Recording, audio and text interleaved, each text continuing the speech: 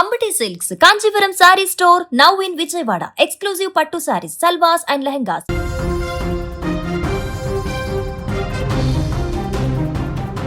అమ్మ ఒడిలో సేద తీరాల్సిన బిడ్డలు కన్నతల్లితో కలిసి కానరాని లోకాలకు వెళ్ళిపోయారు.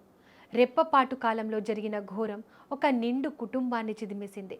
యాదాద్రి భువనగిరి జిల్లాలో చోటు చేసుకున్న ఈ విషాద ఘటన స్థానికులను కన్నీరు మున్నీరు చేస్తోంది. పనులు ముగించుకొని ఇంటికి వెళ్తున్న వారిని మృత్యువు డీసీఎం రూపంలో వచ్చి కబళించింది.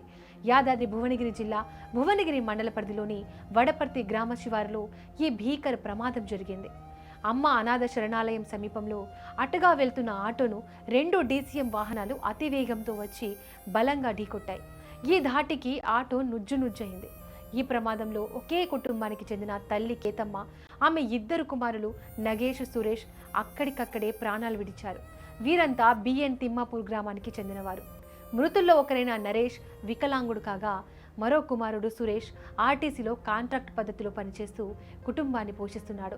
తమ పనుల నిమిత్తం భువనగిరికి వెళ్లి ఆ పనులు ముగించుకొని తిరిగి క్షేమంగా ఇంటికి వెళ్తున్న సమయంలో ఈ విషాదం ముంచుకొచ్చింది.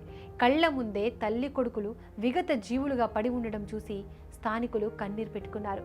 2 డీసీఎంలు ఒకదానికొకటి పోటీ పడుతూ అతి వేగంతో రావడం వల్లే ఈ ఘోరం జరిగిందని ప్రత్యక్ష సాక్షులు చెబుతున్నారు.